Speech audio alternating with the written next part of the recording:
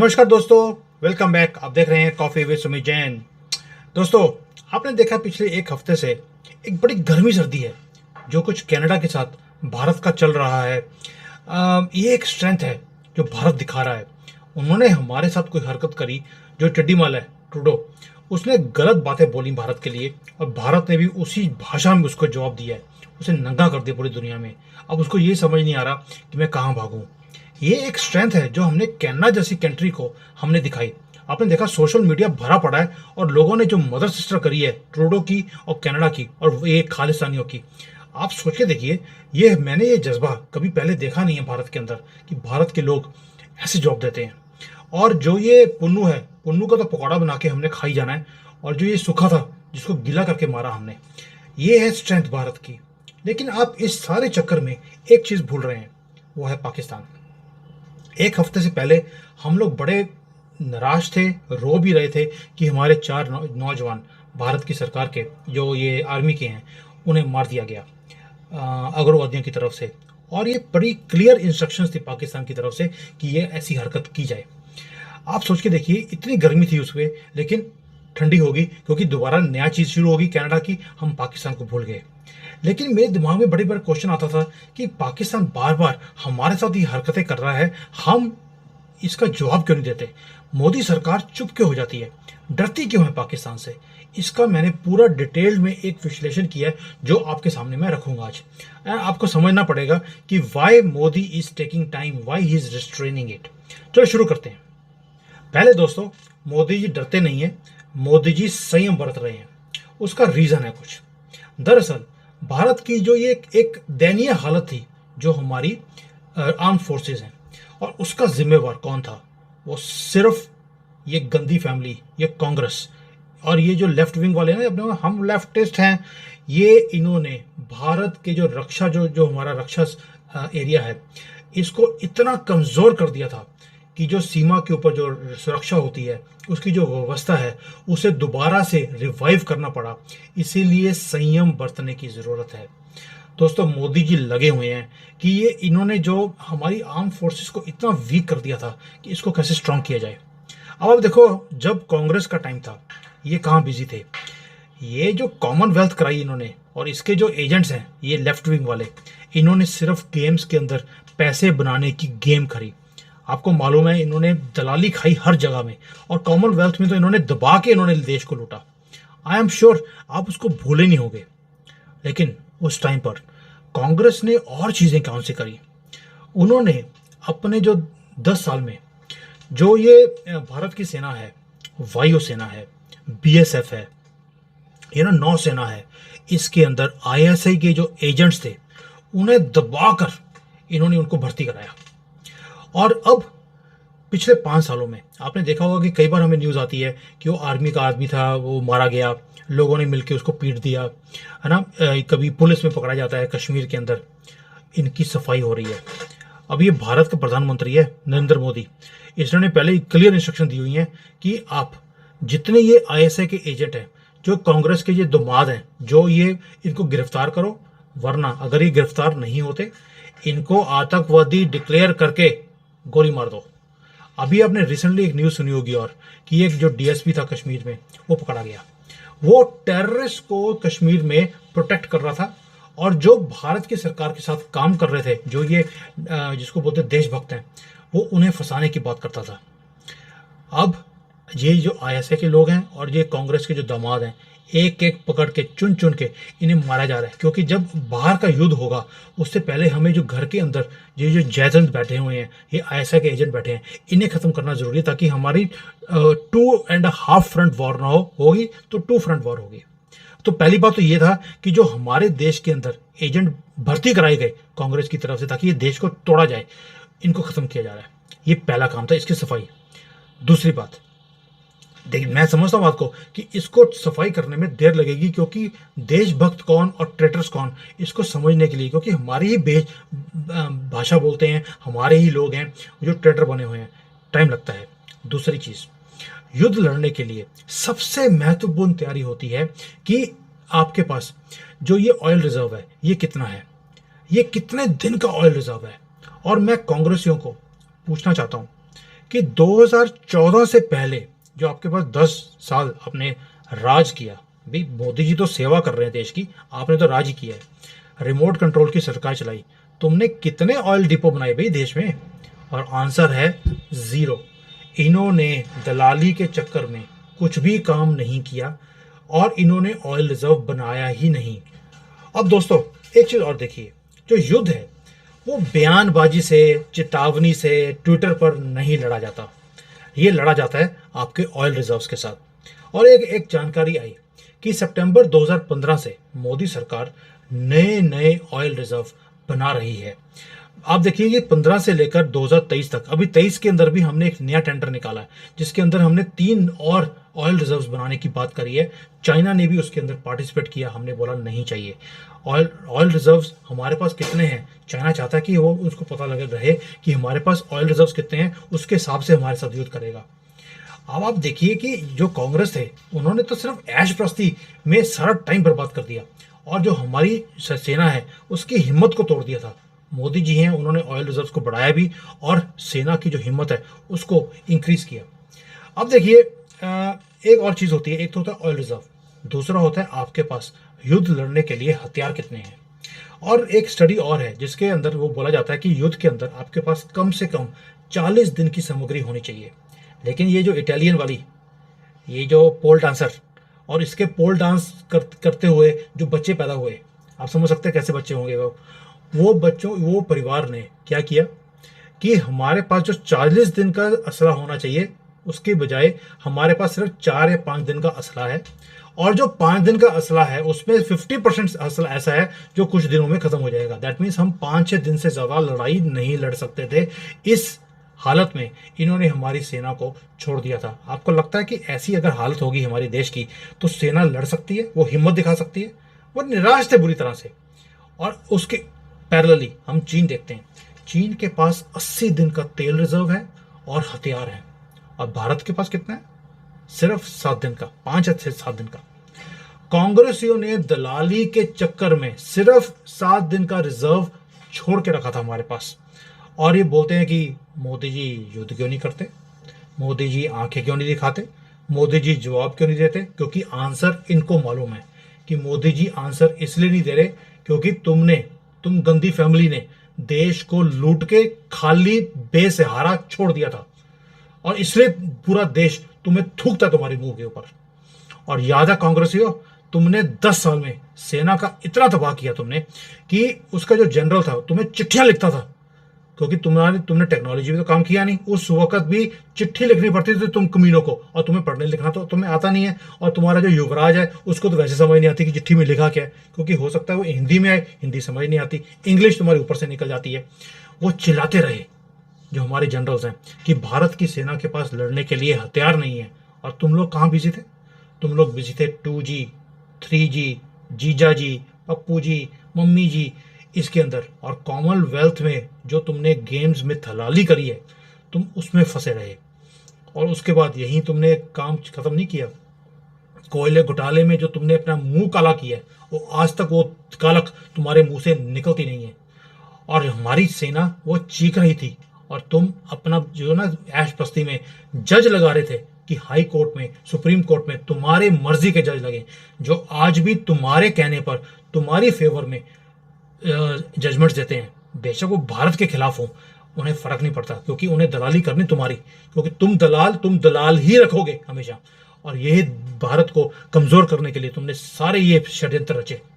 अब देखिए उसके बाद आते हैं हम एयरफोर्स के ऊपर। लड़ाकू विमान, आपको याद है ना, तुम कांग्रेसियों, तुमने इतनी घटिया दलाली की राजनीति करी उस वक्त कि तुमने दलाली के चक्कर में 10 साल लड़ाकू विमान खरीदने का ऑर्डर तक नहीं दिया, और फ्रांस में तो यहां तक उन्होंने बता दिया था हमें, भारत की सरकार को, कि 40% कमीशन तुमने मांगा। अरे भाई 2-3% हमने सुना था कि इंटरनेशनली लोग मांगते हैं, 40%? ये इटालियन जो ये पोल डांसर है इसको पैसे उल्टे सीधे तरीके से कमाने, बचपन से इसको आदत है।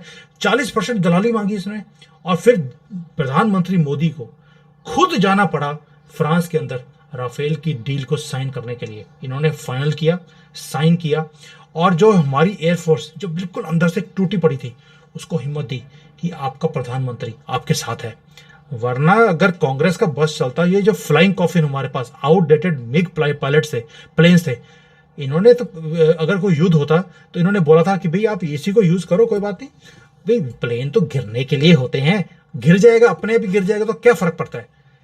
ये हालत है कांग्रेस की। हमारे पायलट्स को मरने के लिए इन्होंने छोड़ दिया था।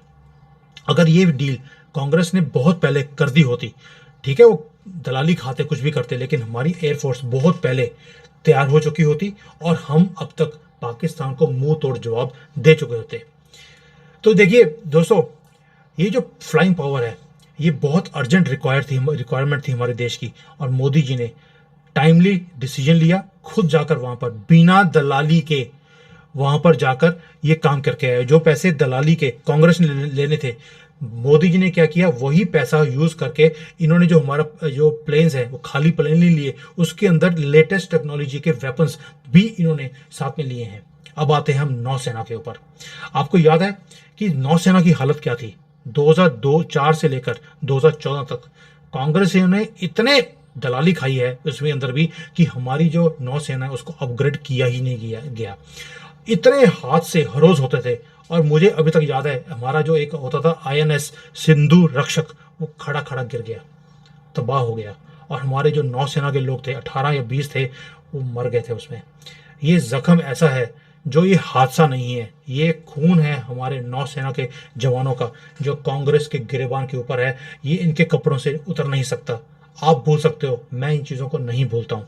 और उस वक्त जो हमारा नौसेना का प्रमुख था एडमिरल DK जोशी, वो इतने गुस्से में थे और उन्हें इतना इतना दुख लगा अंदर से, उन्होंने इस्तीफा तक दे दिया।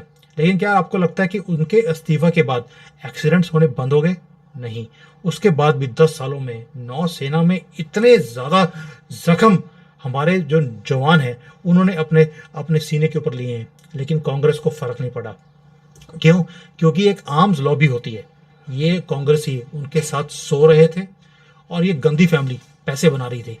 इन्हें सिर्फ पैसों से मतलब था। इन्होंने कोई अपग्रेडेशन नहीं करी। ये तो मोदी जी आए हैं, इन्होंने एयरक्राफ्ट कैरियर तक बना दिया। अब हमारे पास दो हैं, एक और बन रहा है। और हमारे नौसेना को जो प्लेन्स चाहिए थे, जो नेविगेशन के लिए, जो सर्वेलेंस के लिए जो चीज़ें चाहिए थी, जो ड्रोन चाहिए थे, वो हमें दिए गए। हमारी जो कंट्री है उन्होंने इतना सफ़र किया है, हमारी आर्म्ड फोर्सेस ने, जवान लोगों ने जाने दी हैं देश के लिए बेफजूल। क्यों? क्योंकि गंदी फैमिली अपने सिर्फ पैसे बनाने के चक्कर में इन्होंने हमारे देश को बर्बाद कर दिया।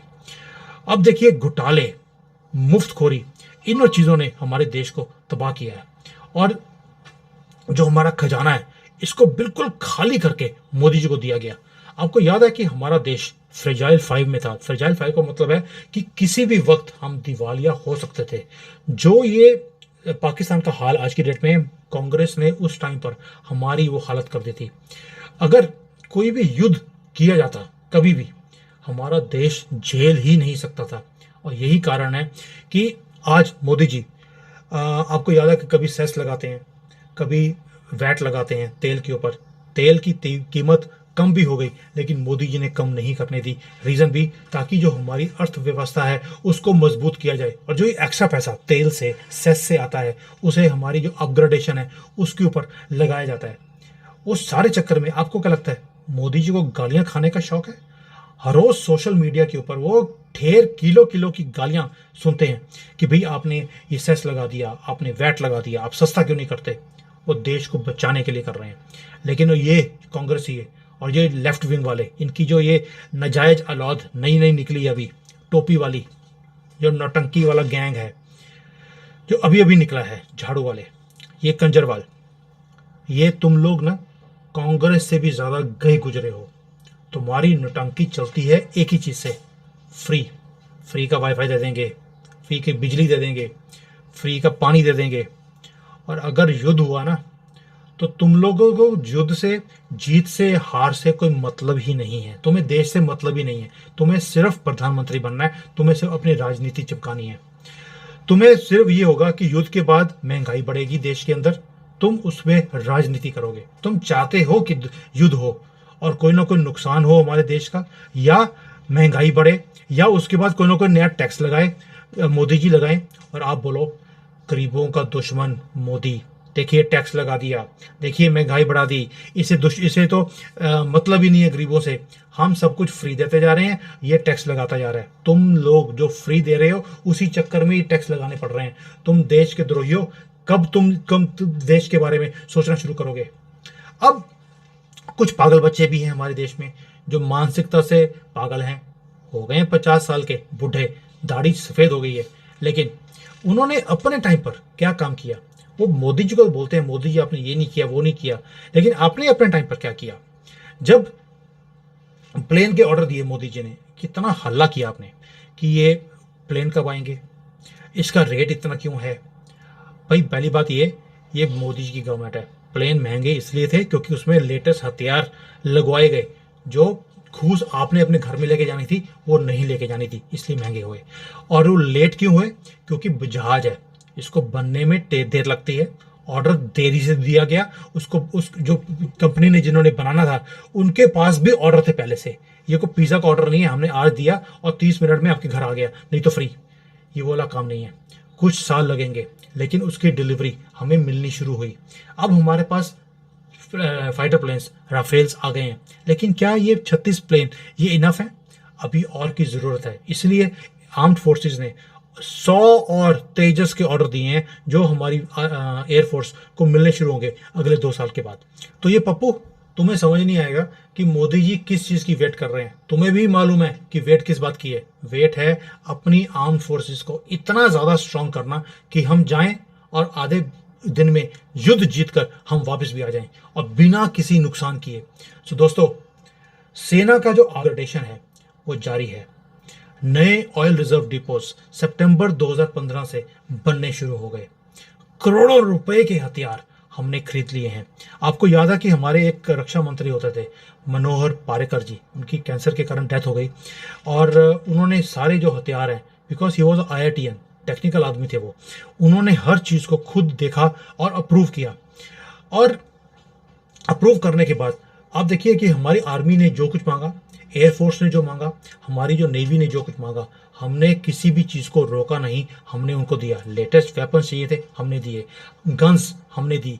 हमारे पास तो इवन की बुलेट प्रूफ जैकेट हमारी आर्म्ड फोर्सेस के पास नहीं थी, हमने वो भी दी उनको। ड्रोन सिस्टम्स दिए, सैटेलाइट्स भेजिए जो हमारी कंट्री के ऊपर 24 घंटे नज़र रखती हैं।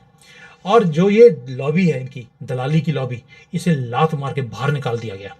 और हर सौदे के ऊपर जो प्रधानमंत्री हैं उनकी नज़र रहती है कि कितने में सौदा हुआ, कितनी देर में ही सप्लाई होगा और कितनी जल्दी हमारी आर्म्ड फोर्सेस ताकतवर बनेगी। इसलिए भारत युद्ध को टाल रहा था अब तक, लेकिन अब ऐसा नहीं होगा। अब भारत के जो विरोधी हैं उन्हें चुन चुन कर हम देश से बाहर जाकर मार रहे हैं, उन्हें आइसोलेट कर रहे हैं। उनकी इकोनॉमी को हमने बिल्कुल तोड़ दी, उनकी कमर तोड़ दी है। बेशक वो पाकिस्तान हो, चाइना की तो अपने आप ही टूट गई है। मिलिटरीली बहुत वीक कर दिया उनको। उनके घर के अंदर जो जो दुश्मन है, जैसे उन्होंने हमारे अंदर यहाँ पर ISI के एजेंट्स को भर्ती करना शुरू किया, हमने उनके देश के अंदर अपने एजेंट्स भर्ती कर दिए हैं। और अब उनकी वो हालत हो गई है कि पूरे दुनिया में उनकी मदद करने के लिए कोई आएगा नहीं। और यही नया भारत है जिसका मैं गर्व से बोलता हूँ कि मैं भारतीय हूँ। और मोदी जी ने ये जो ये सनातन को अपग्रेड किया है, जो इसकी जो पावर है उसको सारी दुनिया के सामने रखा है, जो आपको भारतीय होने का एक गर्व है उसको महसूस कराया है। इसी के लिए हम मोदी जी की तारीफ भी करते हैं और एक गंदी फैमिली को रोज जूते भी मारते हैं। दोस्तों, इन चीज़ों को शेयर करें ताकि इस गंदी फैमिली को हम 2024 से पहले इनका पर्दाफाश करें कि कितनी गंदी फैमिली है और हमारे देश के लिए कितने नुकसान वाली है। जय हिंद, वंदे मातरम।